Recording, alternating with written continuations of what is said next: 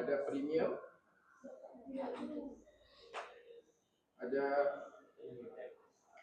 flagship kan.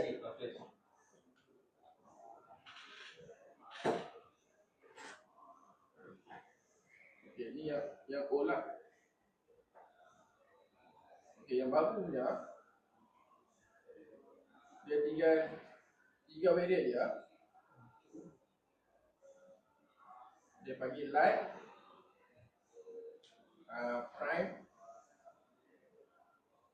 dan Prime X.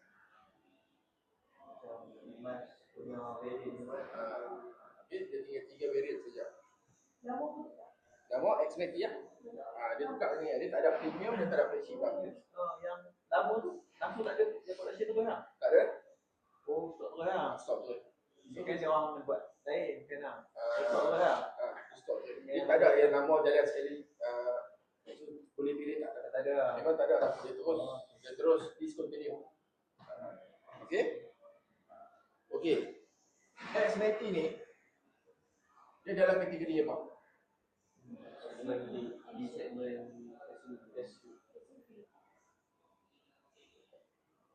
SUV segmen D. Okay. SUV.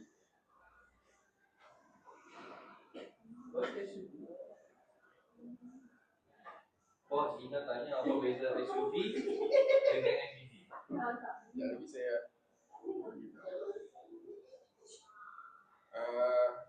SUV ni maksud dia Sport Utility Vehicle. Okay, Sport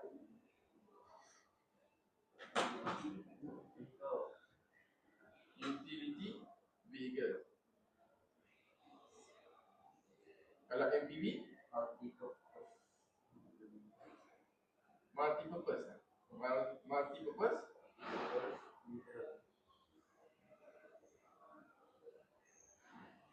Multi-purpose betul.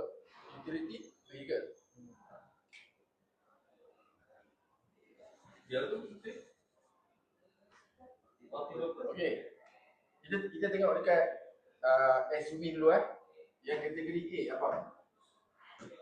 Contohnya kereta apa? Kereta apa? Okey, lagi? Ego 7. jadi Tigo. Apa betul Tigo kan? Okey, segmen B. Alza. Alza MPV. SUV. MPV. Expose baru di segmen. Export kan? Expose Honda HRV. HRV tu siapa? HRV sini. Lagi? Kalau kereta Toyota Corolla Cross. Kalau Toyota Corolla Cross itu Segmen C. itu segmen C itu besar. Apa dia? Bidang pokok dia dalam Malaysia dua keras. Lupa betul dia keras.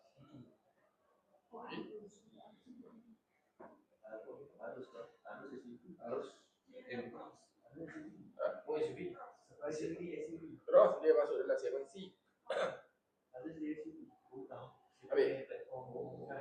Tu je. Ni putih. X50 ni dia masuk dalam kategori segmen B lah. Kalau segmen C, Alza MPV.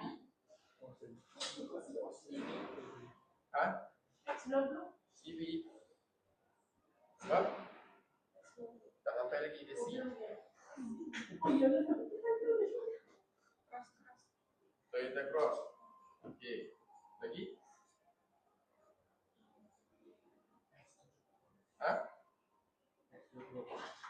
Apa dia? X70 betul. Okey, CRV betul. Mazda XC5 X5 lah.